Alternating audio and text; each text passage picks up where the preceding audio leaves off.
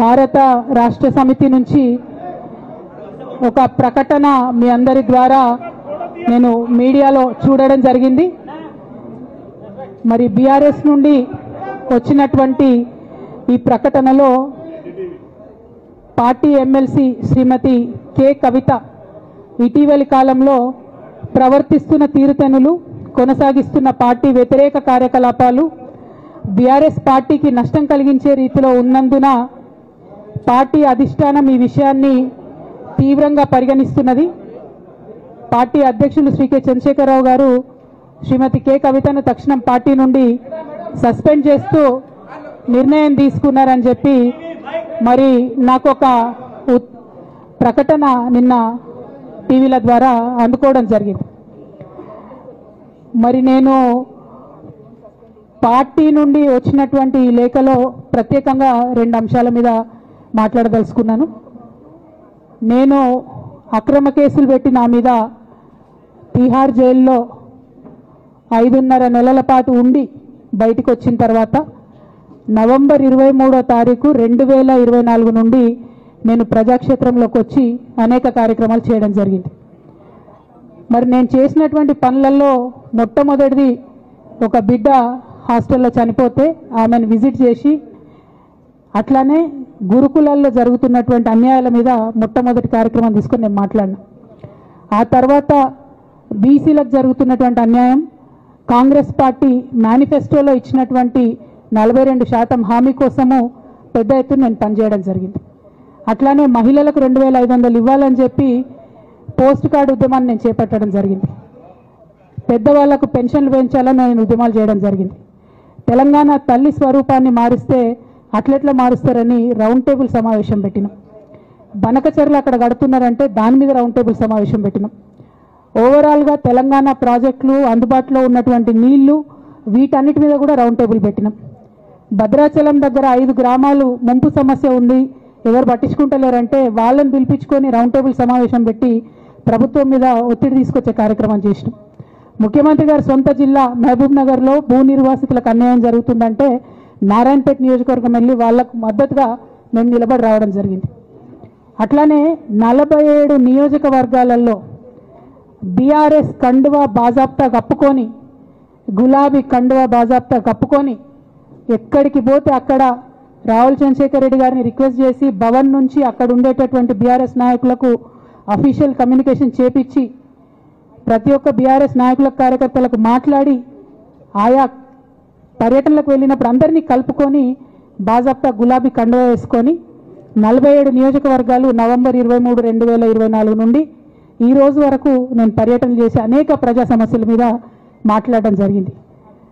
మరి ఇవన్నీ పార్టీ వ్యతిరేక కార్యకలాపాలు అన్నది నాకు అర్థం కాలేదు. ఎట్లా వ్యతిరేక కార్యకలాపాలు అవుతాయన్నది కూడా ఒకసారి పార్టీ పెద్దలు పునరాలోచించుకోవాలని చెప్పి నేను రిక్వెస్ట్ చేస్తూ ఉన్నాను. అదేవిధంగా మరి బీసీల కోసం నేను పోరాటం చేస్తుంటే అట్లెట్లా మాట్లాడుతుంది, ఇట్లెట్లా మాట్లాడుతుంది, పార్టీకి వ్యతిరేకంగా మాట్లాడుతుంది. అరే, నేను కాంగ్రెస్ పెద్దల మీద ఒత్తిడి తీసుకొస్తుంటే బీసీలకు 42% అమలు చేయాలంటే ఏది పడితే అది చిల్వల్ పల్వల్గా నా మీద రాపించడం, ప్రచారం చేయడం, చాలా దారుణమైనటువంటి పనులు పార్టీలో ఉన్నటువంటి కొందరు పని కట్టుకొని, కత్తి కట్టుకొని నా మీద చేయడం జరిగింది. అట్లానే నేను ఒక మాట ఏమన్నా, సామాజిక తెలంగాణ సాధన కోసం నేను కట్టుబడి ఉన్నా అన్న. మళ్ళీ తప్పేముంది? అసలు నాకు జన్మనిచ్చినటువంటి నా తండ్రి, ఈ ప్రాణాన్ని భిక్షగా ఇచ్చినటువంటి నా తండ్రి, ఆయన చిటికని వేలు పట్టుకొని నేను ఓనమాలు నేర్చుకున్న ఉద్యమాలు ఎట్లా చేయాలని, ఆయన చిటికల వేలు పట్టుకొని ప్రజలంటే ఏంది, ప్రజా సమస్యలు అంటే ఏంది, ఎందుకోసం దాని మీద గలమెత్తాలని చెప్పి నేను నేర్చుకున్నా. ఆ నాయకుడి స్ఫూర్తిగానే నేను సామాజిక తెలంగాణ మాట్లాడినా. భారతదేశం మొత్తంలో ఇన్ని రాష్ట్రాల్లో ముఖ్యమంత్రులు అయితే 75 ఏళ్ళ స్వతంత్ర భారతదేశం, 79 ఏళ్ళు స్వతంత్ర భారతదేశంలో దళితులకి 3 ఎకరాల భూమి ఇస్తా అని చెప్పినటువంటి ఏకైక గొప్ప నాయకుడు కేసీఆర్ గారు. ఆయన దగ్గర నుంచే కదా నేను సామాజిక తెలంగాణ ఎజెండా నేర్చుకున్నది. బీసీలకు ఎవరు వృత్తి పనిదారులు ఉంటే వాళ్ళకి చేయూతనిస్తా అని చెప్పినటువంటి ఏకైక ముఖ్యమంత్రి కేసీఆర్ గారు. చెప్పినట్టుగా డబ్బులు ఇచ్చిండు కూడా, ప్రతి కులాన్ని కాపాడుకునే ప్రయత్నం చేసిండు. అది కాదా సామాజిక తెలంగాణ? నేను మే 1 నాడు లేబర్ డే రోజు మాట్లాడితే దాన్ని చిల్వలు పలువలు చేసి సామాజిక తెలంగాణ పేరుతోని కవిత పార్టీ పెడుతుందని చెప్పి నేను నిన్న చెప్పిన ఇద్దరు పేర్లు పని కట్టుకొని నా మీద దుష్ప్రచారం చేసిండ్రు. నేనేమైనా తప్పు మాట్లాడినా? బీఆర్ఎస్ పార్టీ వ్యతిరేకమా సామాజిక తెలంగాణ నినాదానికి? బీఆర్ఎస్ పార్టీకి సామాజిక తెలంగాణ అవసరం లేదా? భౌగోళిక తెలంగాణ వస్తే సరిపోతుందా? బంగారు తెలంగాణ కావాలని కేసీఆర్ గారు ఇచ్చిన నినాదమే కదా. బంగారు తెలంగాణ అంటే ఏంది? హరీష్ రావు ఇంట్లో బంగారం ఉంటే, సంతోష్ రావు ఇంట్లో బంగారం ఉంటే బంగారు తెలంగాణ అవుతుందా? కాదు కదా. ప్రతి ఒక్క సమాజం బాగుంటేనే బంగారు తెలంగాణ అవుతుంది. నేను అదే కదా మాట్లాడినా. దానికి ఇష్టం వచ్చినట్టు నా మీద స్టోరీ లేపిస్తే నేను భవన్లో పోయి కూర్చొని బాజాప్తా, ఎక్కడో కాదు, బయట ప్రెస్ మీట్ పెట్టలేదు, ఏ ప్రెస్ క్లబ్లో పెట్టలేదు, డైరెక్ట్గా తెలంగాణ భవన్ నా ఆఫీస్ అండి, నా పార్టీ భవన్లో పోయి కూర్చొని నేనేం చెప్పినా? నా మీద కుట్రలు జరుగుతున్నది, నా మీద విషప్రచారం జరుగుతున్నది అని చెప్పిన. నేను రామన్నను బుజ్జగించి గడ్డం పట్టుకొని అడుగుతా ఉన్నా, అన్న నీ చెల్లెని, ఒక మహిళా ఎమ్మెల్సీని మన పార్టీ ఆఫీస్లో కూర్చొని నా మీద కుట్రలు జరుగుతున్నాయని నేనంటే మీరు వర్కింగ్ ప్రెసిడెంట్గా ఉన్నారన్నా ఫోన్ చేయరా అన్న? నాకు ఏమైంది బేటా, ఎందుకు బాధపడుతున్నావు అని ఫోన్ చేయరా? ఇది ఎప్పుడు జరిగిన ఇన్సిడెంటు? లేక లీక్ కాకముందు, నేను నా కొడుకు గ్రాడ్యుయేషన్కి అమెరికా పోకముందు, అంతకుముందే. మరి మీరు వర్కింగ్ ప్రెసిడెంట్ కదన్నా, నేను పార్టీ ఎమ్మెల్సీని కదా. చెల్లెలు అన్న బంధుత్వాలు పక్కన పెడదాం ఒక్క నిమిషం. ప్రొఫెషనల్ సెటప్లో ఒక పొలిటికల్ పార్టీలో ఒక మహిళా ఎమ్మెల్సీ భవన్లో కూర్చొని నా మీద కుట్రలు జరుగుతున్నాయంటే మీరు మాట్లాడిండ్రా అన్న? 103 రోజులు అయిపోయిందన్న ఇవాళకి, ఒక్క మాట మాట్లాడిండ్రా? కేసీఆర్ గారు దగ్గర నుంచి కమ్యూనికేషన్ రావాలని నేను ఎక్స్పెక్ట్ చేయలే. వారు పెద్దవారు, వారికి అనేకమైన పనులు ఉంటాయి. మొత్తం పార్టీని ఇప్పుడు పునర్నిర్మించుకోవాల్సిన అవసరం ఉంది. తెలంగాణకు జరుగుతున్నటువంటి అన్యాయాన్ని వారు ఎప్పటికప్పుడు దిశానిర్దేశం చేయాల్సిన అవసరం ఉంది. కానీ వర్కింగ్ ప్రెసిడెంట్ గారి దగ్గర నుంచి ఫోన్ రాకపోవడం మాత్రం ఒక మాట అనిపించింది నాకు. నేను కేసీఆర్ గారి బిడ్డను, నేను కూర్చొని ప్రెస్ మీట్ పెడితేనే రెస్పాన్స్ రాలేదంటే మరి ఇంకో మామూలు మహిళా కార్యకర్తకు బీఆర్ఎస్ పార్టీలో మన అన్యాయం జరిగితే రెస్పాన్స్ వస్తుందా? నాకైతే అనిపించలేదు, వస్తుందేమో నాకు తెలియదు. కానీ నేను ఒక మాటకు నాకు సంతోషం అనిపించింది. నాకు నోటీస్ రాగానే అక్కడ మహిళా ఎమ్మెల్సీలు కూర్చొని, మహిళలందరినీ కూర్చొని, ఫస్ట్ టైం అనుకుంటా భవన్లో 5 మహిళలు కూర్చొని ఇండిపెండెంట్గా ప్రెస్ మీట్ మాట్లాడింది. చాలా సంతోషం. ఇటువంటి అంతర్గత ప్రజాస్వామ్యం రావాలని నేను కోరుకున్నా. మహిళలకు, ఎస్సీలకు, ఎస్టీలకు, బహుజనులకు కోటరీల అడ్డంకులు లేకుండా యాక్సెస్ రావాలి, అది మైక్కి యాక్సెస్ రావాలి, బాస్కి యాక్సెస్ రావాలనే నేను అనుకున్నా. అది జరిగింది, చాలా సంతోషం. నన్ను సస్పెండ్ చేసినాక అయినా పర్లేదు, కానీ జరిగింది. నిన్న మహిళలందరూ కూర్చొని మాట్లాడారు. నేనేమంటున్నా అంటే కేసీఆర్ గారు, కేటీఆర్ గారు, నేను, మా కుటుంబం, నాది రక్త సంబంధం. పదవులు పోతానో, పార్టీలకు వెళ్ళి సస్పెండ్ చేస్తానో పోయేటటువంటి బంధం కాదు. కానీ ఎవరైతే వెస్టెడ్ ఇంట్రెస్ట్ ఉన్న పార్టీలు ఉంటారో, పార్టీలో ఉండి కేవలం డబ్బు సంపాదించుకోవాలనేటటువంటి ఒక ఆలోచనతో, వ్యక్తిగత లబ్ధి పొందాలనేటటువంటి ఆలోచనతో ఉన్నటువంటి వ్యక్తులు, వాళ్ళకి కావాల్సింది ఏంది? మేము ముగ్గురం కలిసి ఉండొద్దు, మా కుటుంబం బాగుండొద్దు, మా కుటుంబం విచ్ఛిన్నమైతేనే వాళ్ళకి అధికారం వస్తుంది. దాంట్లో భాగంగా ఇవాళ మొదటి స్టెప్ నన్ను బయటేసారు పార్టీలోకి వెళ్ళి. అది ఇక్కడితో ఆగదు.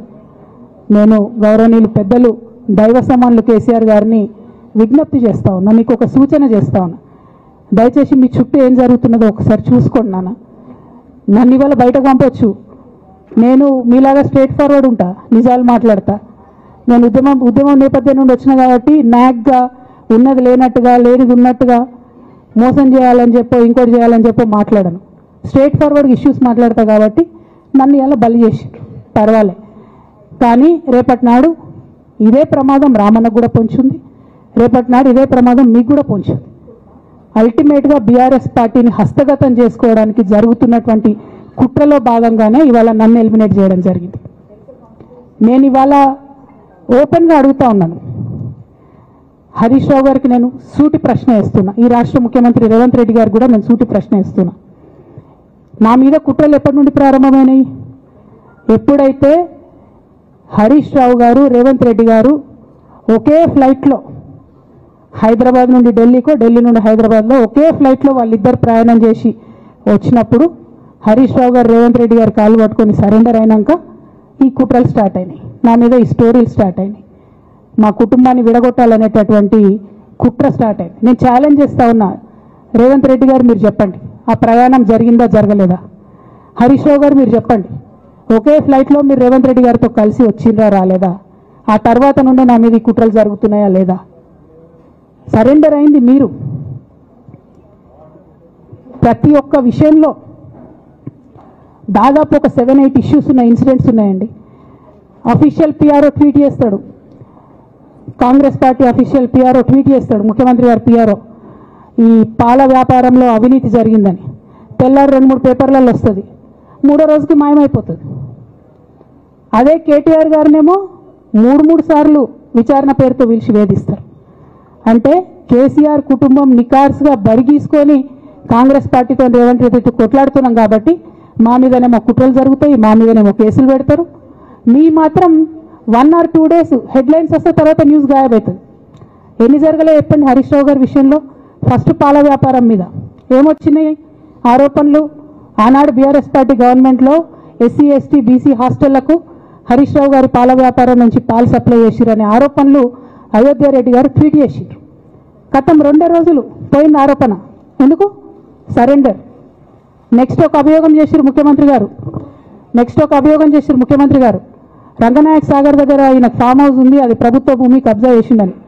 1 day headline, 3rd day news గాయబ్. No case, nothing. కేటీఆర్ పరిస్థితి ఏంటి? ఎన్ని కేసులు పెట్టిరు కేటీఆర్ అన్న మీద? ఎన్నిసార్లు పిలిచిండు విచారణకు? ఇవన్నీ పక్కన పెడదాం, నిన్నటి లేటెస్ట్ ఇష్యూ మాట్లాడదాం. కాళేశ్వరం కానీ ఇంకోటి కానీ ఏ ప్రభుత్వంలో అయినా పొలిటికల్ పాలసీ చేసేవాళ్ళు, విధానపరమైన నిర్ణయాలు తీసుకునే వాళ్ళు ముఖ్యమంత్రులు ఉంటారు. కింద ఉన్నటువంటి మంత్రులు దాన్ని ఎగ్జిక్యూట్ చేయాలి. కేసీఆర్ గారు ఒక పాలసీ డెసిషన్ తీసుకున్నారు, నేను కాళేశ్వరం ప్రాజెక్టు పెడతా, దానికి ఇన్ని డబ్బులు ఇస్తా అని. ఆనాడు మంత్రి ఎవరు? ఎగ్జిక్యూషన్ చేయాల్సింది ఎవరు? 2014 నుంచి 2018 వరకు తుమ్మిడిహెట్టి దగ్గర నుంచి మేడిగడ్డకు స్థలం మార్చినప్పుడు మంత్రి ఎవరు? ప్రాజెక్టులు డిసైడ్ చేసినప్పుడు మంత్రి ఎవరు? అన్ని మీటింగ్లు టెక్నికల్ ఇష్యూస్ చూసుకోవాల్సింది ఎవరు? ఇవన్నీ రేవంత్ రెడ్డి గారు మాట్లాడారు. నేను మొత్తం అసెంబ్లీ స్పీచ్ చూడరు మీరు, వీళ్ళ మ్యాచ్ ఫిక్సింగ్ అనేది మీకు తెలిసిపోతుంది. ఏం మాట్లాడరు ఆయన. ఎంతసేపు కేసీఆర్ కాళేశ్వరం కట్టిండు, కేసీఆర్ కుటుంబం 1,00,000 కోట్లు తిన్నది. అరే 2007 నుంచి ఇప్పటివరకు కాళేశ్వరం 1,00,000 కోట్లు కూడా ఖర్చు కాలే. 1,00,000 కోట్లు ఖర్చు కాని ప్రాజెక్టులో 40 లక్షల ఎకరాలకు నీళ్ళీయంగా కూడా 1,00,000 కోట్ల అవినీతి అయింది అంటారు రేవంత్ రెడ్డి గారు. దాన్ని మళ్ళీ ఓన్లీ కేసీఆర్ గారి గురించి చెప్తారు, హరీష్ రావు గారి గురించి మాట్లాడరు. ఎందుకంటే ఇంటర్నల్ అండర్స్టాండింగ్ ఉంది వీళ్ళిద్దరికి. నేను రామన్నను ఒకటే రిక్వెస్ట్ చేస్తున్నా, అన్న ఇవాళ మీతో బాగున్నట్టు వాళ్ళు నటించవచ్చు, హరీష్ అన్న కావచ్చు, సంతన్న కావచ్చు, కానీ వాళ్ళు మన మంచి కోరుకునే వాళ్ళు కాదు, వాళ్ళు తెలంగాణ ప్రజల మంచి కోరుకునే వాళ్ళు కాదు, వాళ్ళు కేసీఆర్ గారు మంచి కోరుకునే వాళ్ళు కాదు. వాళ్ళను మీరు దూరం పెట్టి రాజకీయంగా తెలంగాణ రాష్ట్ర సమితిలో ఇప్పుడు బీఆర్ఎస్లో పనిచేస్తున్నటువంటి హార్డ్ కోర్ కార్యకర్తలను దగ్గరికి తీసుకొని ప్రజా ఉద్యమాలు తీసుకొని ప్రజల దగ్గరికి పోతేనే మన పార్టీ బతుకుంటుంది, నాన్న పేరు బాగుంటుంది. ఇవాళ నాన్నకు సిబిఐ అనేటటువంటిది వచ్చిందంటే అది కేవలం హరీష్ రావు గారు, సంతోష్ రావు గారి అవినీతి వల్లనే వచ్చిందని మళ్ళొకసారి నేను గంటాపదంగా చెప్తున్నాను. ఇంకా గమ్మత్ ఏంటంటే ఇదే హరీష్ రావు గారు వాళ్ళ ఫాలోవర్స్ అంతా నిన్నటి నుంచి చెప్తున్నారు, హరీష్ అన్న చాలా కష్టపడ్డాడు, డే 1 నుంచి ఉన్నాడు అని. డే 1 నుంచి లేడండి, చాలామంది రిపోర్టర్లకు తెలుసు, సీనియర్ రిపోర్టర్లకు. డే 1 నుంచి లేడు. పెద్దసారు టీడీపీ నుంచి బయటకు వస్తుంటే మామయ్య మనకెందుకు, డిప్యూటీ సీఎం మనం ఎందుకు రాజీనామా చేయాలి, ఈ ఉద్యమం ఏమవుతుందో, ఈ పార్టీ ఏమవుతుందో మనకు రిస్క్ ఎందుకని ఆనాడు ఈనాడు పేపర్లు వచ్చింది. 1,50,00,000 రూపాయలు తీసుకొని వ్యాపారం చేసుకుందామని హరీష్ రావు గారు ఎక్కడికో పోయిందని కూడా వచ్చింది. కటింగ్ కోసం దొరికినప్పుడు ఎప్పుడో ట్వీట్ చేస్తుందని నేను. బీఆర్ఎస్ పార్టీ ఆనాడు టీఆర్ఎస్ పార్టీ పెట్టినాక 9-10 నెలల తర్వాత వచ్చింది హరీష్ రావు గారు. డే 1 నుంచి లేరు. నమ్మకం లేకుండా ఆయన పార్టీ నిలబడుతుందో ఉంటుందో పోతుందో అని. ఓకే అయిపోయింది. రాగానే సార్ పెద్ద హృదయం కాబట్టి క్షమించిరు, దగ్గర తీసుకున్నారు, ఎమ్మెల్యే కాకముందే మంత్రి ఇచ్చిరు, అన్ని రకాలుగా ఆదరించారు, అన్నీ చేసిండ్రు. ఎప్పుడైతే పార్టీకి ఒక్క క్షణం చెడ్డ పేరు వచ్చిందో ఎక్కడ పోయిండండి ఈయన? చక్కగా పోయి వైఎస్ రాజశేఖర రెడ్డిని కలవలే? మీ అందరికి గుర్తులేదు ఆ ఫోటో? సీనియర్ నాయకులందరికీ బాగా మాట్లాడతారు, అన్ని దగ్గర ఉన్నా, నేనే ఉన్నా, నేను ఎక్కడ లేను. నిన్న పాపం చాలా మంది ఈ కొత్త సోషల్ మీడియా పిల్లలు ఉన్నట్టు వాళ్ళకి హిస్టరీ తెలియదు అనుకుంటా, అందుకే చెప్తున్నా ఇవాళ. అదేవిధంగా నేను పెద్ద ట్రబుల్ షూటర్ అంటారు. ట్రబుల్ షూటర్ కాదు, ఈజ్ బబుల్ షూటర్. ఆయన ఏంటంటే ట్రబుల్ ఆయనే క్రియేట్ చేస్తాడు, చేసి నేనే సాల్వ్ చేసినట్టు నటిస్తాడు. నేను లేటెస్ట్ ఎగ్జాంపుల్ చెప్తా పట్టురు. నేను మొన్న దాసోజు శ్రవణ్ అన్న ఎలక్షన్ ఎమ్మెల్సీ ఎన్నికలలో బీఆర్ఎస్ పార్టీ డిసైడెడ్ ఒకటే క్యాండిడేట్ని పెడదామని. కానీ హరీష్ రావు గారు ఇంటర్నల్గా బీజేపీ వాళ్ళతో మాట్లాడుకొని ఏం చెప్తారంటే, మీ దగ్గర నుంచి ఒక క్యాండిడేట్ని ఇవ్వండి, నేను మామయ్యని కన్విన్స్ చేసి రెండో క్యాండిడేట్కి పెట్టిస్తా అంటే he wants to create a trouble. ఈ క్రైసిస్లో ఆల్రెడీ మన పార్టీలోకి వెళ్ళి 10 మంది ఎమ్మెల్యేలు వెళ్ళిపోయినాక 38 మందిలో 10 మంది పోయినాక నువ్వు ఇంకో సెకండ్ క్యాండిడేట్ని పెడితే ఎంత కన్ఫ్యూజన్ అవుతుంది? ఎవరెవరు ఎటెట్ ఓట్లు వేస్తారు? అంటే హార్స్ ట్రేడింగ్కి ఈయన ట్రబుల్ షూటర్ గారు ట్రబుల్ని ఓపెన్ చేస్తారు అన్నట్టు. నాకెందుకో లక్కీగా ఒక బీజేపీ ఎమ్మెల్యే గారు ఫోన్ చేసి, అక్క మరి పెద్దసారి పర్మిషన్ ఉందా హరీష్ అని ఇట్లా అంటున్నారంటే, నేను డైరెక్ట్గా పెద్దసారికే ఫోన్ చేసి నాన్న మరి ఇట్లా అంటున్నారు, మనం సెకండ్ క్యాండిడేట్కి పర్మిషన్ ఇస్తారంటే, nothing doing, only Shravan will get elected, ఎవరు చెప్పారు మీకు అన్నారు.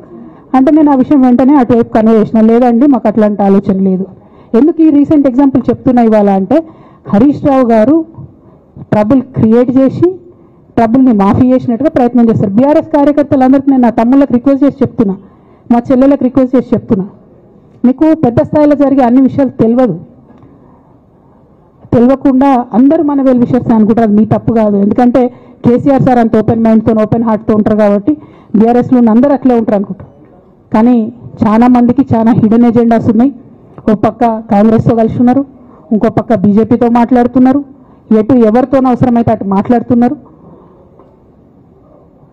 అదేవిధంగా 2018 ఎన్నికలలో హరీష్ రావు గారు 20-25 మంది ఎమ్మెల్యేలకు ఎన్నికలలో అడిషనల్ ఫండింగ్ ఇచ్చారు, పార్టీ ఇచ్చింది కాకుండా. ఏడికేలు వచ్చినాయి హరీష్ రావు గారికి అన్ని డబ్బులు? 100% కాళేశ్వరంలో జరిగిన అవినీతి నుంచి వచ్చిన డబ్బులే. ఆయన ఆలోచన ఏం చేసిందంటే, ఏమన్నా కొద్దిగా అటు ఇటు అవుతుందేమో రిజల్ట్, నా దగ్గర ఎమ్మెల్యేస్ ఉండాలని ఆలోచన చేసి. నీకు అసలు అట్లాంటి ఆలోచన ఎందుకు వచ్చింది? నేను కట్టప్పలంటోని కేసీఆర్ గారి దగ్గర ఉండేటోని అంటావు కదా, నీకేం అవసరం వచ్చింది ఎమ్మెల్యేస్కి సపరేట్గా ఫండింగ్ ఇవ్వడానికి? ఎవరికి తెలియదు అనుకుంటారా? ఇవి ఎవరు చెప్పారు అనుకుంటారా? ప్రతి ఒక్కరు చెప్తారు ఎమ్మెల్యేస్ ఓపెన్, నా పేర్లు కూడా తెలుసు, చెప్తే బాగుండదు, ఎమ్మెల్యేలు ఇబ్బంది పడతారు. నేను అనేది ఏంటంటే, 2009లో రామన్న సిరిసిల్ల ఎలక్షన్లో మా బంధువుకు సంబంధించిన వ్యక్తులతోని 60 లక్షల రూపాయలు పంపిన హరీష్ రావు గారు రామన్నను ఓడగొట్టడానికి. నిన్నదాకా మొన్న ఒక వీడియో మీరు కూడా చూసి, ఒంటేరు ప్రతాప్ రెడ్డి గారిది, మీ మామయ్యను ఓడగొట్టమని ఎంత అంటే అంత డబ్బులు ఇస్తా అని చెప్పిర్రని. ఓ పక్క కేసీఆర్ గారిని ఓడగొట్టాలి, ఓ పక్క కేటీఆర్ గారిని ఓడగొట్టాలి, నిజామాబాద్లో నా ఎంపీ సెగ్మెంట్లో అందరు ఎమ్మెల్యేలను మేనేజ్ చేయాలి, అందరిని మన కేసీఆర్ కుటుంబాన్ని ఓడగొట్టాలి, విచ్ఛిన్నం చేయాలి. కానీ కేసీఆర్ గారి పేరుతో వచ్చేటటువంటి బెనిఫిట్స్ మాత్రం అన్నీ కావాలి. మరి ఇటువంటి వారిని నా రిక్వెస్ట్ కేసీఆర్ గారితో కేటీఆర్ గారితో, వారిని మీ పక్కన పెట్టుకొని నిజం మాట్లాడే నన్ను బయటకు పంపితే మరి పార్టీ బాగుంటుందా? దయచేసి ఆలోచన చేసుకోండి. నేనేమంటున్నా రామన్న మిమ్మల్ని అంటే, నా మీద మీకు కోపం ఉండొచ్చు, నా మీద ఏముందో ఎవరేం చెప్పారో నాకు తెలియదు. నేను మాత్రం నా ప్రాణం పోయినా కేసీఆర్ గారికి హాని జరగాలని కానీ కేటీఆర్ గారికి హాని జరగాలని కానీ కోరుకోను. అది నా నైజం కాదు. ఆడపిల్లలకు అట్లా ఉండదు. ఆడపిల్లలు ఇల్లు బాగుండాలనుకుంటారు. నా మనసుకి ఎంత గాయమైతే, నాకు ఎన్ని అవమానాలు అయితే, నాకెంత ఇన్సల్ట్ అయితే, నా మీద ఎన్ని కుట్రలు జరిగితే నేను ఇట్లా మాట్లాడుతున్నది నా బాధ, ఇది నా ఆవేదన. నాన్న చూస్తలేరేంది వీళ్ళని అన్నది ఆవేదన, చూసుకుంటే క్షమిస్తారేంది ఇంకెన్నిసార్లు క్షమిస్తారు అన్నది నా బాధ. అంతే తప్ప నాకేం కోపం ఉంటుంది? ఎందుకు కోపం ఉంటుంది? నాకు ఎన్ని జన్మల పుణ్యం ఉంటే కేసీఆర్ లాంటి తండ్రి దొరుకుతాడు? కోట్లలో ఒకరికి ఉండేటటువంటి తండ్రి నాకు దొరికిండు. ఆయన లేకపోతే నేను ఎవరు ప్రపంచానికి తెలుస్తుందా? నాకెందుకు అవసరం ఉంటుంది? నాకేం కోపం ఉంటుంది కేసీఆర్ గారి మీద? నాకు టీఆర్ఎస్ పార్టీ మీద ఎందుకు కోపం ఉంటుంది? నాకు 27 సంవత్సరాలు ఉన్నప్పుడు నేను నా కొడుకుని చిన్న పిల్లగాన్ని పసిగుడ్డుని ఎత్తుకొని ఇక్కడికి వస్తే, ఆ రోజు నుంచి ఈ రోజు వరకు నేను రోడ్డు మీదనే ఉన్నా, ఉద్యమాలే చేస్తున్నా, పోరాటాలే చేస్తున్నా, తెలంగాణ ప్రజల కోసం పనిచేస్తున్నా. 2014 నుంచి అధికారంలో ఉన్నప్పుడు కూడా నా ఇంటి దర్వాజాలు ఎప్పుడు తెలిసే ఉన్నాయి. ఇక్కడున్న మీడియా మిత్రులందరికీ తెలుసు. అధికారంలో ఉన్నా లేకున్నా నేను ఇట్లనే ఉన్నా. అధికారంలో ఉన్నప్పుడు నన్ను ఏమి సాగనీయకుండా నన్ను ప్రతిపక్ష ఎమ్మెల్యేని చూసినట్టు, ప్రతిపక్ష ఎంపీని చూసినట్టు చూసినా నేను ఇట్లనే ఉన్నా, ఓపెన్ మైండ్తోనే ఉన్నా. నేను కోరేది ఒకటే, కేసీఆర్ గారి ఆరోగ్యాన్ని కాపాడండి రామన్న, పార్టీని కాపాడండి, పార్టీలో ఉన్న కార్యకర్తలని కాపాడండి, అందరు బాగుండేలాగా ప్రజా సమస్యలు తీసుకోండి. నాకు అంతకుమించి కావాల్సింది ఏం లేదు.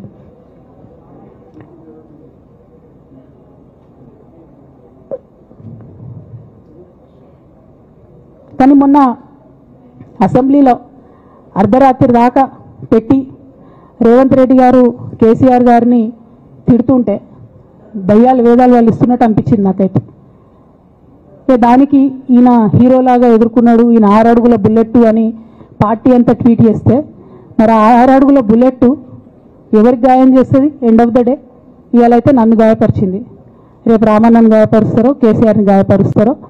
జాగ్రత్తగా ఉండండి రామన్న, నేను చెప్పేది ఏం లేదు, జాగ్రత్తగా ఉండండి, కేర్ఫుల్గా ఉండండి. అట్ ద సేమ్ టైం ఈ హరీష్ రావు గారి కారణంగా గమ్మత్ ఏముంటుందంటే, ఒకసారి హంపీకి పోతారు వీళ్ళందరూ, మీ అందరికీ తెలుసు ఆ స్టోరీ. హంపీకి పోయి పాటలు పాడుకుంటారు, మొత్తము చాలా మంది కలిసి కేసీఆర్ గారిని చాలా అవమానకరంగా మాట్లాడతారు, ఒక పార్టీని వెనుపోటు పడదామని డిజైన్ చేశారు. ఇదంతా వీరికి తెలుసు, హరీష్ రావు గారికి తెలుసు. నేను ఆ రోజు సాక్ష్యం ఉన్న హరీష్ అన్న వచ్చి లిటరల్లీ రామన్న చేతులు పట్టుకొని, అరే మామయ్యకి చెప్తురా, సింక్ ఆర్ సెల్, నేను మామయ్యతోనే ఉంటా అని చెప్పి అక్కడ మాట్లాడుకున్న వాళ్ళందరూ రెడ్డిసార్ దగ్గర అవుట్ చేసిండి. ఆ తర్వాత పర్యవసానంలో ఈటల రాజేంద్ర అన్న బయటికి వెళ్ళడం. ఈ మహానుభావుడు వల్ల జగ్గారెడ్డి దగ్గర నుంచి మొదలు పెడితే, చెరుకు శ్రీనివాసరెడ్డి ముత్యంరెడ్డి అన్న కొడుకు దగ్గర నుంచి మొదలు పెడితే, రఘునందన్ రావు గారు, మైనంపల్లి గారు, విజయశాంతి గారు, విజయరామారావు గారు, ఆయన పాత పెద్ద ఉండే ఈటల రాజేందర్ గారు, వీళ్ళందరూ పార్టీలోకి వెళ్ళి పోయిండ్రు కదా, పోలేదా? ఇవన్నీ హరీషన్న చేసినాయి కాదా? ఆనాడు దుబ్బాక ఉప ఎన్నిక ఎందుకు ఓడిపోయినాం? దుబ్బాక ప్రజలకు ఇప్పటికి కూడా గుర్తుంటుంది. వాళ్ళందరూ ఒకటే మాట చెప్తారు, ఈయన సిద్దిపేటకు తప్ప రూపాయి రానివాడు దుబ్బాకకు, ఈయన వచ్చి ప్రచారం చేసిండు కాబట్టి మేము ఓటు వేయాలని ఓపెన్గా చెప్పారు ఆనాడు ఎన్నికలలో. దానికి ఏం రాపించుకుంటాడు ఈయన పేపర్లల్లో? ఒంటరి పోరాటం చేసి ఓడిన హరీష్ రావు. అసలు ఓడిపోయింది నీ వల్ల కదా. మీరు మీడియా మేనేజ్మెంట్లో సూపర్ అలా డౌట్ ఏం లేదు. రామన్న యూట్యూబ్లు మేనేజ్ చేసి నేను మెయిన్ స్ట్రీమ్ మీడియా మేనేజ్ చేస్తాడు అంతే, అంతకుమించి వేరే ఏం లేదు. నేను రామన్న రిక్వెస్ట్ చేసిన అన్న, మీరు కూడా ఆ స్కిల్ నేర్చుకోండి అన్న. అట్లనే ఈటల రాజేందర్ గారు ఉప ఎన్నిక దగ్గరుండి హరీష్ అన్న గెలిపిలేదా అండి ఈటల రాజేందర్ని? ఆనాడు పీసీసీ అధ్యక్షుడిగా ఉండి రేవంత్ రెడ్డి గారు ఏమంటారు, కాంగ్రెస్ పార్టీ ఓడిపోతుంది వీడని చెప్పి ఆయన ముందే డిక్లేర్ చేసిండు, ముందే చేతులు ఎత్తేసిండు. హరీష్ అన్న ఆడ పోయి కూర్చొని మరి ఈటల రాజేందర్ అన్నని గెలిపించొచ్చిండు. ఈ బంధం రేవంత్ రెడ్డి గారిది హరీష్ రావు గారిది అప్పటి నుంచి కొనసాగుతుంది, కొత్త బంధం ఏం కాదు ఇది. నేను కేసీఆర్ గారిని పెద్దల్ని రిక్వెస్ట్ చేసేది ఒకటే, ఈయన చేస్తున్న నక్క జిత్తుల్ని దయచేసి గమనించండి. ఇవాళ నేను బయట పోతా కావచ్చు, నాదేముంది, ఉద్యమంలోకి వెళ్ళి వచ్చినా వాళ్ళ ఉద్యమంలోకే పోతా, నాకు భయం ఏముంటుంది, నాకు ఎన్నడూ పదవుల మీద ఆశ లేదు.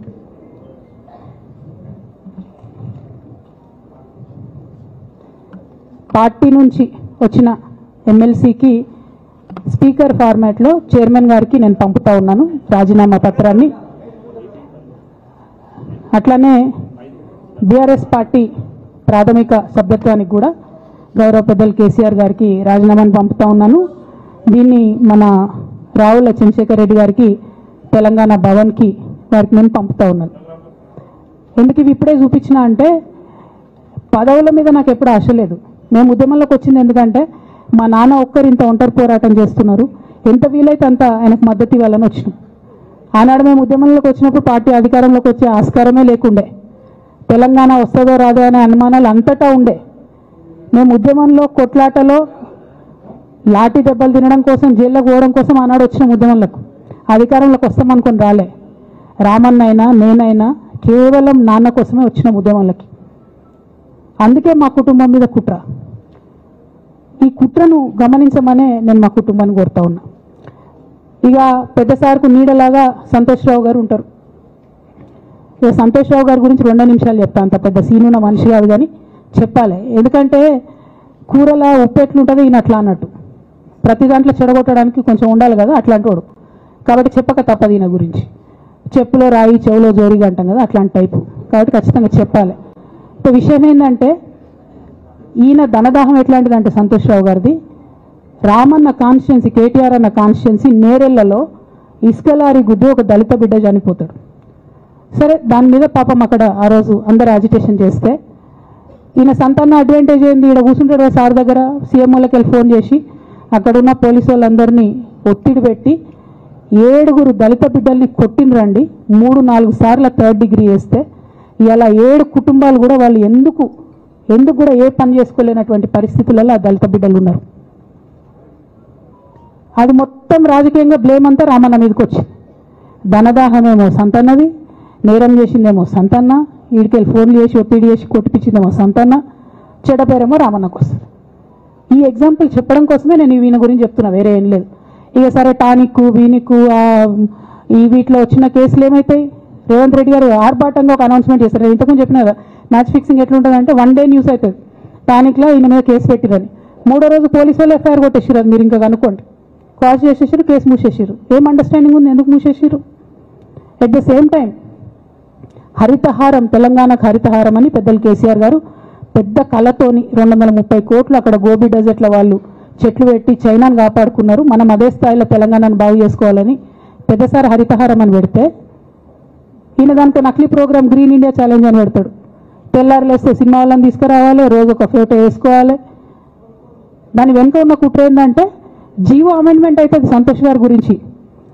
ఆ ఫారెస్ట్లను 10% ఇన్కమ్ ఎవరన్నా ఇస్తే అమ్యూజ్మెంట్ పార్క్లకు ఇస్తారన్నట్టు. దానికోసం జీవో అమెండ్ అవుతుంది.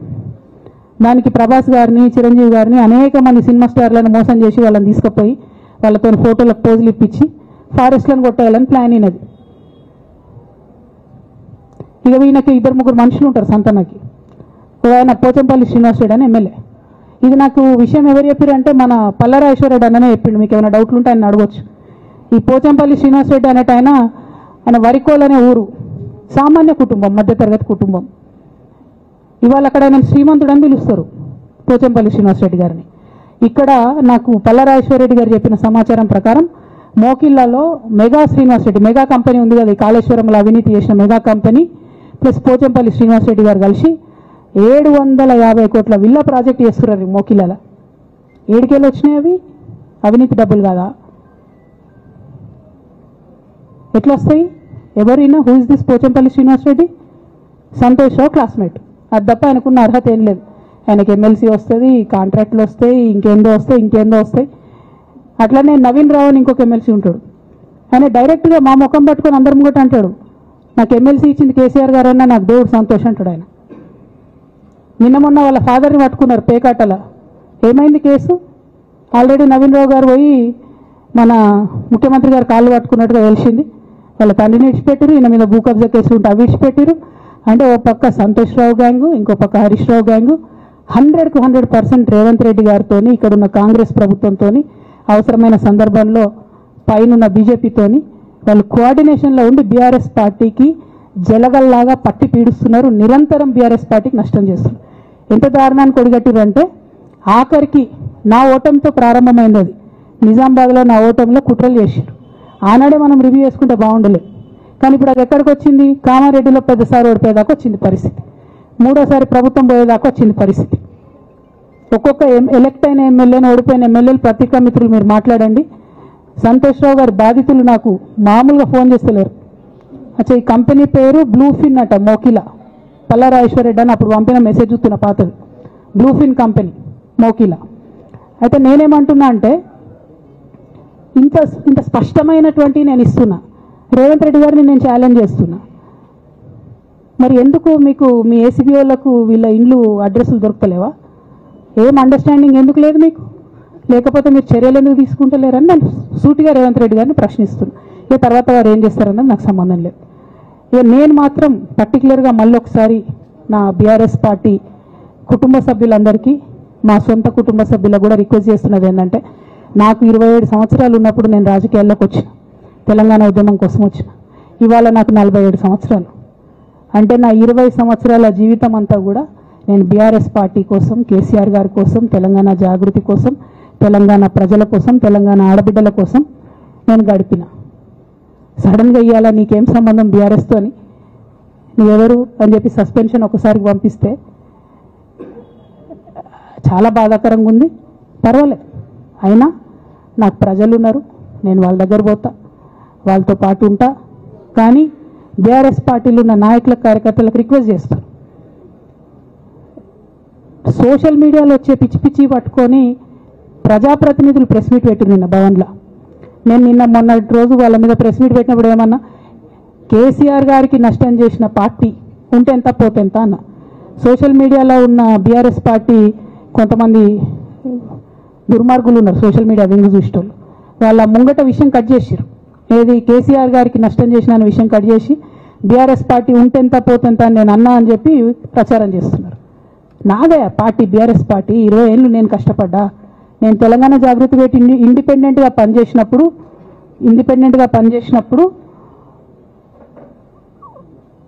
ఓటేయమని ఎవరికి చెప్పినా నేను? బీఆర్ఎస్ పార్టీకి ఓటేయమని చెప్పినా కదా? నా జీవితంలో ఇంతవరకు నేను ఇంకో పార్టీకి ఓటేయమని చెప్పలే, ఇంకో పార్టీకి ఓటేయలే. ఎట్లయితే కంప్యూటర్లో హార్డ్వేర్ ఉంటుందో అది బీఆర్ఎస్ పార్టీ, సాఫ్ట్వేర్ తెలంగాణ జాగృతి. శరీరం బీఆర్ఎస్ పార్టీ అయితే ఆత్మ జాగృతిగా పనిచేసినాం, తెలంగాణ ఆత్మగా పనిచేసినాం. మేము తెలంగాణ ఆత్మగౌరవం కోసం పనిచేసినాం, తెలంగాణ ఆత్మగౌరవ ప్రతీకలైనటువంటి బతుకమ్మ బోనాలను నిలబెట్టడం కోసం పనిచేసినాం. ఆ కాంట్రిబ్యూషన్ ఏం లేదా? నేనేం చేయలేదా పార్టీకి? నిజామాబాద్లో చికెన్ గున్యా వచ్చి బాధపడుతుంటే గల్లీ గల్లీ గల్లీ తిరిగి 2018లో ఒక్కొక్క ఎమ్మెల్యేకు ఎంత తిరిగినా అన్నది అక్కడ నిజామాబాద్ ప్రజలకు తెలుసు. ఏం కాంట్రిబ్యూషన్ లేదన్నది? ఓన్లీ హరీష్ అన్నది సంతనదే ఉన్నదా కాంట్రిబ్యూషన్? వీళ్ళు మేకవన్నే పులులు నాన్న, వీళ్ళు మీ ముంగట నటిస్తారు అంతే. బయట వాళ్ళ నిజస్వరూపం వేరేలాగా ఉంటుంది.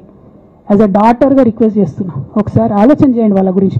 నాకేమొద్దు, నన్ను పార్టీలోకి వెళ్ళి సస్పెండ్ చేసి నో ప్రాబ్లం, కానీ వాళ్ళని పార్టీలో ఉంచుకుంటే పార్టీ ఎట్లుంటుంది అన్నది మీరు ఆలోచన చేసుకోండి. ఇక అల్టిమేట్గా నేను చెప్పదలుచుకున్నది ఒకటే,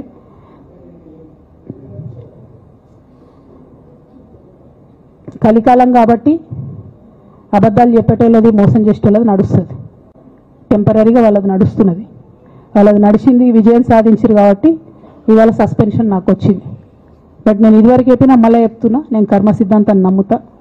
ఖచ్చితంగా ఇంతకు ఇంత దేవుడు వాళ్ళకి అనుభవింపజేస్తాడు, అందులో ఏం ఆలోచించాల్సినటువంటి అవసరం లేదు. Thank you. జై తెలంగాణ, జై కేసీఆర్, జై తెలంగాణ, జై కేసీఆర్.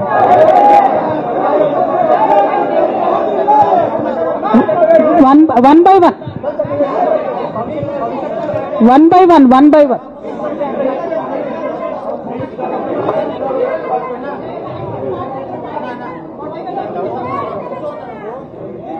ఒక 1 minute హిందీలో చెప్పేసే అన్న, బయట నేషనల్ మీడియా మిత్రులందరూ అడుగుతున్నారు. ఒక 1 minute హిందీలో చెప్పేస్తా.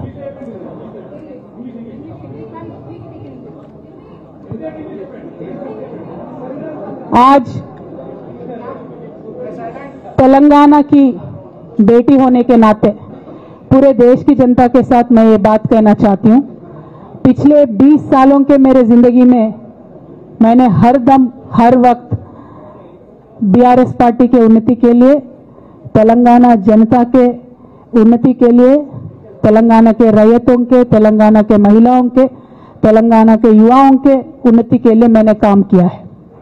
और इस पूरे 20 साल के जिंदगी में मैंने अपने लिए कभी कुछ नहीं मांगा है, लेकिन तेलंगाना की जनता ने, बीआरएस पार्टी ने मुझे बहुत प्यार दिया है। मेरे पिताजी ने मुझे सांसद बना के दिल्ली भेजा है, मुझे एमएलसी का मौका भी पार्टी ने दिया है, जिसके लिए मैं पार्टी का, मेरे पिताजी का, बीआरएस पार्टी का, पूरे परिवार का, तेलंगाना के आवाम का भी बहुत ही ज़्यादा मैं आभारी हूँ। लेकिन जो भी मुझे रिस्पॉन्सिबिलिटी दिया गया था, मैंने पूरे शिद्दत के साथ काम किया है। कभी भी मैंने तेलंगाना के लोगों के खिलाफ काम नहीं किया है। लेकिन आज चंद लोग बीआरएस पार्टी में, हमारे आसपास पिताजी के इर्द गिर्द थोड़े लोग, जिनके जो वेस्टेड इंटरेस्ट है, जिनको अपनी ही फायदा की जो सोच है, ऐसे लोग बीआरएस पार्टी में उनका लीड रोल हो गया है। और उनके वजह से उन्होंने मेरे पिताजी के ऊपर, मैं ऐसा मानती हूँ, दबाव बना के मुझे पार्टी से निकालने का काम किया है। लेकिन अल्टीमेटली मैं ये मान के चलती हूँ कि मैं तेलंगाना की बेटी हूँ। मैं जब तेलंगाना में आके तेलंगाना के आंदोलन में शामिल हो गई, मैं रास्ते पे चली, मैंने लाठी खाई, मैं जेल भी गई। हर तरीके का जो भी कोशिश हो सकता है तेलंगाना के अलग रियासत हासिल करने के लिए, मैं वो तमाम कोशिशों में शामिल थी। मैं तो आंदोलन से आई हूँ, इन्होंने अभी मुझे पार्टी से, सियासत से निकालने का काम किया है, तो मैं फिर आंदोलन में चली जाऊंगी। लेकिन मैं बीआरएस पार्टी से, हमारे पिताजी से यही रिक्वेस्ट करना चाहती हूँ कि आपके इर्द गिर्द जो लोग जमा हुए हैं, उनकी नीयत के बारे में आप सोचिए। क्या वो पार्टी के लिए काम आएंगे? आप इसके ऊपर गौर कीजिए। हमारे परिवार को तोड़ने का काम उन्होंने आज किया है, बीआरएस पार्टी के परिवार को तोड़ने का काम आज उन्होंने किया है। और ये किसके फायदे के लिए उन्होंने किया है? तेलंगाना के आवाम के फायदा के लिए उन्होंने नहीं किया है, उनके खुद के फायदा के लिए किया है। तो मैं मेरे पिताजी से, बीआरएस पार्टी से यही रिक्वेस्ट करना चाहूंगी कि ऐसे लोगों को पहचानिए, उनकी असली रूप आप पहचानिए और उनके ऊपर जो भी एक्शन हो सकता है वो लीजिए। और मैं तेलंगाना चीफ मिनिस्टर रेवंत रेड्डी जी से भी डिमांड करती हूं कि आपने जो बीआरएस के परिवार को तोड़ने का आज काम किया है, हमारे बीआरएस में जो धोखेबाज लोग हैं उनसे मिलके आपने जो बीआरएस के परिवार को तोड़ने का कोशिश किया है, तेलंगाना की आवाम आपको इसका जवाब जरूर देगी। Thank you. जय तेलंगाना। ఒకరు చెప్పండి.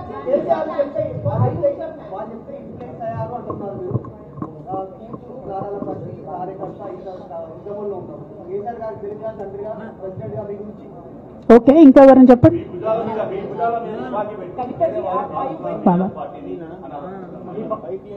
ఏమా నా భుజాల మీద తుపాకి పెట్టి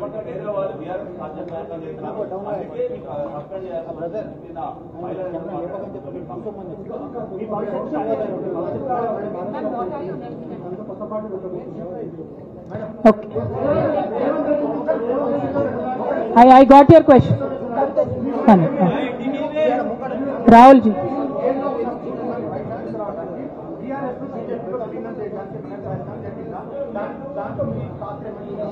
రాహుల్ గారు మీరు పాత క్వశ్చన్ అడుగుతున్నారు. కొత్త ఇష్యూ ఏంది అని అంటే బీఆర్ఎస్ పార్టీలో సస్పెన్షన్లో ఖచ్చితంగా కేసీఆర్ గారి మీద ఒత్తిడి తీసుకొచ్చే ఈ సస్పెన్షన్ చేశారని నేను నమ్ముతా ఉన్నాను. ఒక్కొక్కసారి ఏమవుతుందంటే చిన్న చిన్న వ్యక్తుల్ని బాగా నడుస్తుంది, పరిస్థితులు సందర్భాన్ని బట్టి పెద్ద వ్యక్తులు కూడా కొన్ని కఠినమైన నిర్ణయాలు తీసుకోవాల్సి వస్తుంది. కేసీఆర్ గారు ఈ నిర్ణయం ఎందుకు తీసుకున్నారో అని అడిగేంత పెద్దదాన్ని కానీ అంత రాజకీయ అనుభవం కానీ నాకు లేదు. సో వారు తీసుకున్నటువంటి నిర్ణయాన్ని నేను శిరసావహిస్తాను. వారు ఎందుకు తీసుకున్నారో ఈ నిర్ణయం నాకు తెలియదు.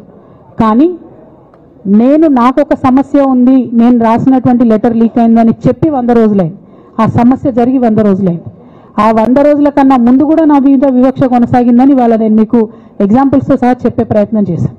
ఆ 100 రోజుల నుంచి జరుగుతున్నటువంటి పరిణామాలను కూడా మీ అందరి ముందు పెట్టిన. ఈ 100 రోజులలో పార్టీ ఎప్పుడు కూడా నన్ను ఎక్స్ప్లెనేషన్ అడగలేదు. నిన్న నన్ను సస్పెండ్ చేసే ముందు కూడా నన్ను ఎక్స్ప్లెనేషన్ అడగలేదు. ఇంకా చెప్పిన కదా, విచిత్రమైన విషాదం ఏంటంటే సడన్గా డిసిప్లినరీ కమిటీ పుట్టుకొచ్చింది.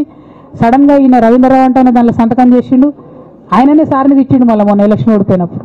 సో ఈ అన్నీ చూసి నాకేమనిపిస్తుందంటే చాలా ఒత్తిడిలో చాలా ప్రెషర్ పెట్టి సార్తో చేపించారని నేను అనుకుంటున్నాను.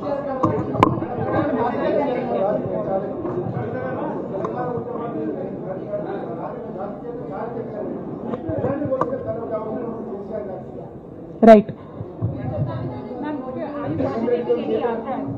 I got your question, ma'am. I got your question.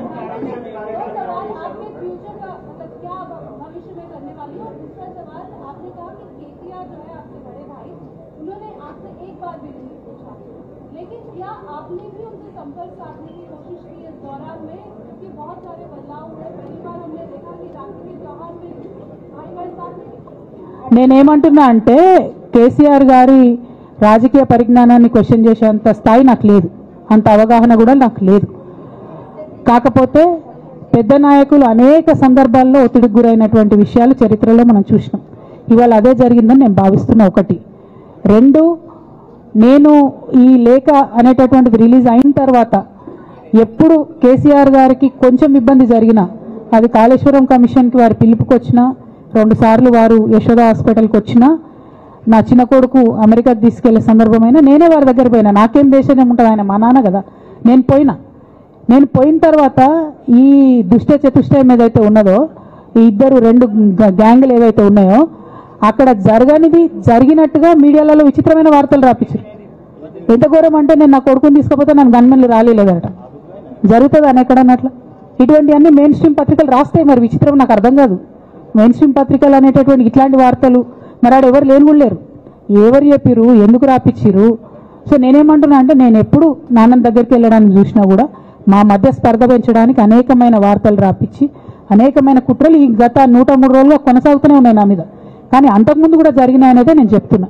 అందులో భాగంగానే రాఖీ రోజు కూడా ఒక 24 గంటల ముందే నేను అన్నకు కూడా మెసేజ్ పంపిన. అన్న రేపు రాఖీ ఉంది, నేను వచ్చి కడతాను, మీడియా లేకుండా వచ్చి కడతాననే మెసేజ్ పంపిన. బట్ అన్న బిజీగా ఉండే ఎక్కడికి వెళ్ళిండ్రు, నేను అర్థం చేసుకున్నాను. అందుకే వెళ్ళి రాఖీ కట్టలేకపోయినాను. సో నేను నా వైపు నుంచి ఎక్కడ కూడా కమ్యూనికేషన్ చేయడానికి ప్రయత్నంలో లోపం జరగలేదు. అటువైపు నుండి కమ్యూనికేషన్ రాలేదు. నేను చెప్పాలనుకున్నవి నేను ఎత్తుకున్న ప్రజా సమస్యలు 103 రోజులలో మీ ముందున్నాయి, అవి చేస్తూనే ఉన్నా. ఇక భవిష్యత్తుకు సంబంధించినటువంటి విషయం నేనేం ఆలోచించలేదు. ఎందుకోసం అంటే నిన్న నోటీస్ రావడం అనేటటువంటిది డెఫినెట్గా నేను కొంచెం బాగా బాధపడ్డా. నాకెందుకు నోటీస్ వస్తుంది, మరి నా లేఖ లీక్ అయింది, లీక్ చేసింది ఎవరు అంటే చేసినటువంటి వ్యక్తుల మీద ఎందుకు విచారణ జరగలేదు అనేటటువంటిది ఖచ్చితంగా పార్టీ అంతర్గతంగా ఆలోచన చేసుకోవాలి. అంటే నన్ను ఏం మాట్లాడకుండా నన్ను డైరెక్ట్గా ఉరిదీస్తారు. నేను ఎవరి మీద అయితే కంప్లైంట్ చేసినో కనీసం వాళ్ళను అడిగినరా, అడగలేదా, చర్యలు తీసుకున్నారా, తీసుకోలేదా, ఏమీ చెప్పకపోతే, ఆ మాత్రం అంతర్గత ప్రజాస్వామ్యం లేకపోతే బయట ప్రజలకు మనం ఏం చెప్తామన్నది నా ప్రశ్న.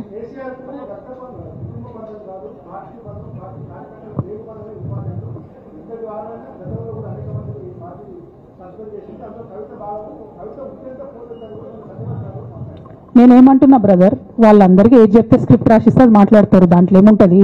ఇప్పుడు పెద్ద సంఘటన జరగడం ఏంటిది, నన్ను పార్టీ నుండి విడగొట్టాలనేటటువంటి ఒక నిర్ణయం అది జరిగిన తర్వాత ఇవన్నీ జరుగుతూనే ఉంటాయి, చిన్న చిన్న విషయాలు. అవంతా వ్యక్తులను సీరియస్గా తీసుకోవాల్సిన అవసరం లేదు. అల్టిమేట్గా నేనేమంటున్నా అంటే నన్ను అడగకుండానే ఉరి తీశారు, కనీసం ఏమైంది అని కూడా అడగలేదు.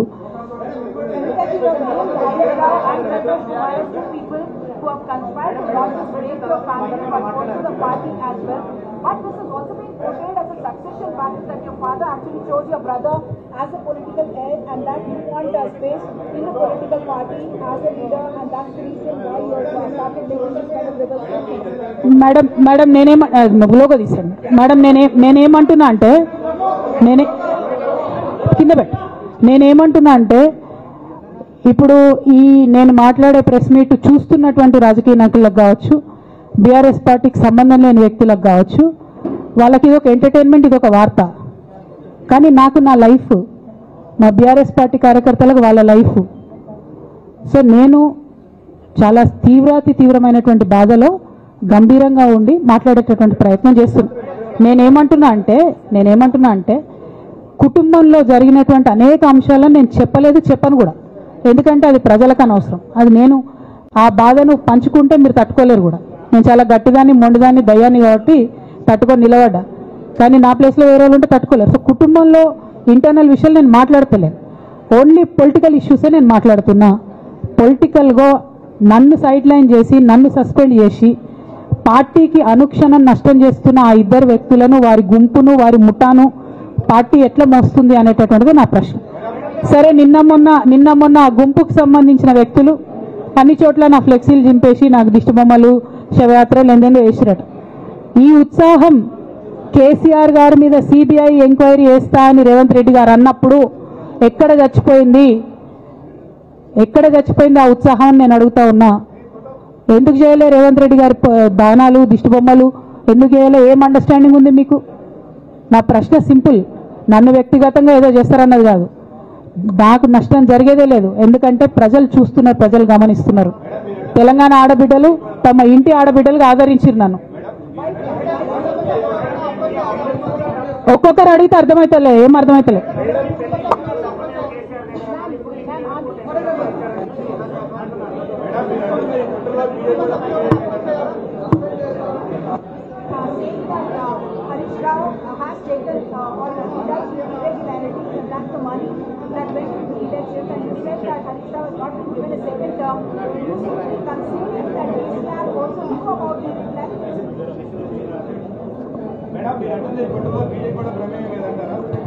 నేనేమంటున్నా బ్రదర్, కుట్రలో ఎవరి ప్రమేయం ఉందన్నది నాకు తెలియదు. నన్ను సస్పెండ్ చేసిండ్రు. బీఆర్ఎస్ పార్టీకి, తెలంగాణ ఉద్యమానికి, తెలంగాణ ప్రజలకు 20 సంవత్సరాలు నా జీవితంలో కష్టపడ్డా కాబట్టి ఒక అపీల్ చేస్తున్నా నేను ప్రెసిడెంట్ కేసీఆర్ గారికి, వర్కింగ్ ప్రెసిడెంట్ కేటీఆర్ గారికి. మన కుటుంబాన్ని విచ్ఛిన్నం చేసి పార్టీని హస్తగతం చేసుకోవాలనే కుట్ర జరుగుతుంది, దాన్ని తిప్పికొట్టండి. అవినీతి తిమంగళాలని బీఆర్ఎస్ పార్టీలకు వెళ్ళి తీసి బయటపడేయండి. అల్టిమేట్గా ప్రజలకు సేవ చేసే దాంట్లో మనం ముందుకెళ్లాలనేది నా ఆలోచన.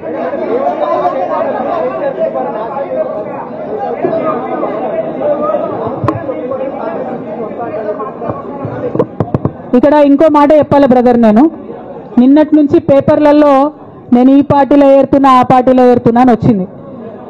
నేను ఏ పార్టీలో కూడా చేరను, నాకు ఏ పార్టీతో అవసరం లేదు. నేను ఫ్యూచర్లో ఏం చేయాలనే విషయం జాగృతి కార్యకర్తలతోని, తెలంగాణ మేధావులతోని, బీసీ బిడ్డలతోని, సామాజిక తెలంగాణ కోసం పనిచేసేటటువంటి అన్ని వర్గాల ప్రజలతోని అందరితోని మాట్లాడిన తర్వాత నిర్ణయం తీసుకుంటా, కానీ తొందరగా నిర్ణయం తీసుకునే అవసరం నాకు లేదు. ఒకటి. రెండు, ఏదో నిర్ణయం తీసుకోవాలనేటటువంటి విషయంతో నేను పనిచేయడం లేదు. జరిగినటువంటి పరిణామాలను ఒక్కొక్కటిగా ఎదుర్కొంటూ వస్తున్నాను. నిన్న జరిగినటువంటి పరిణామం చాలా కీలకమైనది, నా జీవితంలో అత్యంత ముఖ్యమైనటువంటి పరిణామం. కాబట్టి చాలా ఆలోచించి ఆచితూచి అల్టిమేట్గా తెలంగాణ ప్రజలకు లాభం జరిగేటటువంటి నిర్ణయం తీసుకుంటా తప్పితే నా కోసం నిర్ణయం తీసుకోవాల్సిన అవసరం లేదు.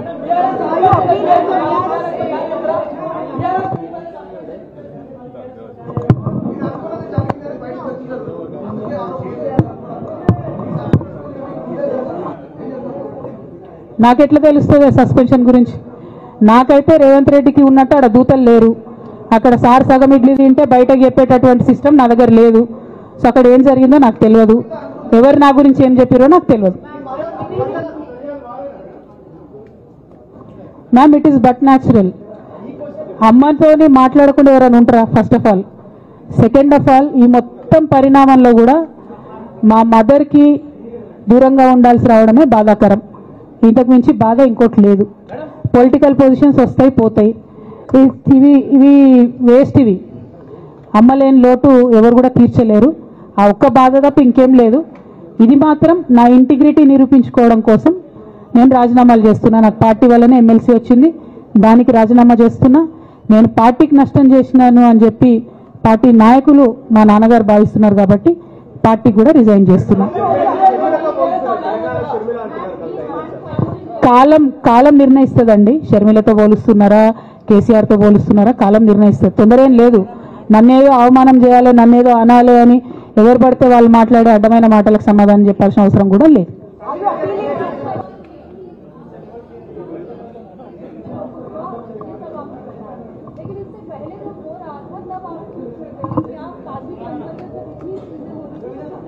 మేడం, అంతకుముందు జరిగినటువంటి ప్రతి ఒక్క విషయం కూడా నేను ఇంటర్నల్గా చెప్తూనే వస్తున్నా.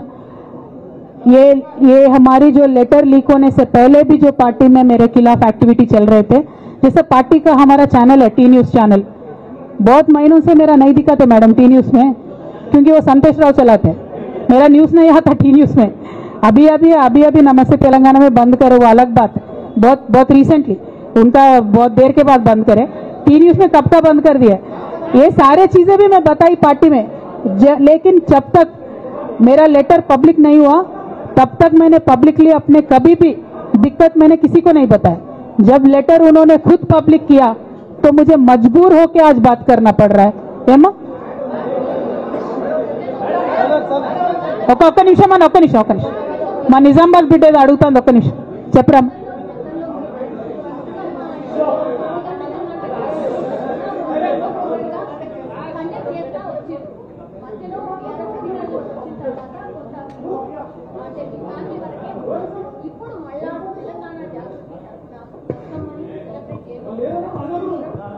ఏ మనోడా మందోడారా భయ్, ఆగు మెల్లగా. వాళ్ళని ప్రెస్ వాళ్ళని ఇబ్బంది పెట్టకండి. జాగృతి కార్యకర్త నువ్వు భలే జ్యోతిష్యం చెప్తావు బ్రదర్. ఒకటి. రెండు, బతుకమ్మ ఖచ్చితంగా సెలబ్రేట్ చేయాలనుకున్నా. యాజ్ ఆన్ టుడే మాత్రం విపరీతమైన బాధ అవుతుంది.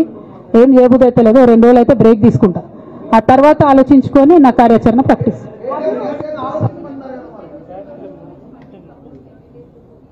Madam, not couple, more than 20. I have all the names. I don't want to name.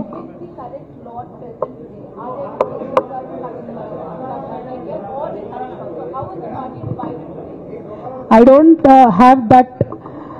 Madam, I have a lot of information, but I don't believe it is the right time to expose all that. There is a lot many more interactions that we will have in future.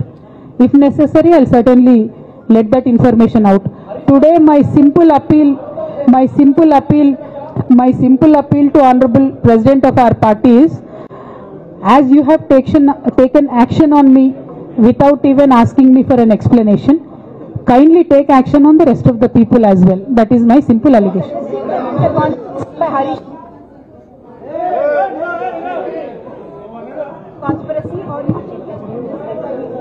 madam, our family, me, myself and my brother and my father, they do not want us to be united.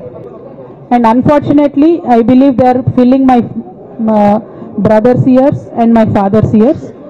And I believe that they have succumbed to that malign campaign that has happened against me. And I hope they will soon realize that I am not the one who is hurting the party. Jai Telangana!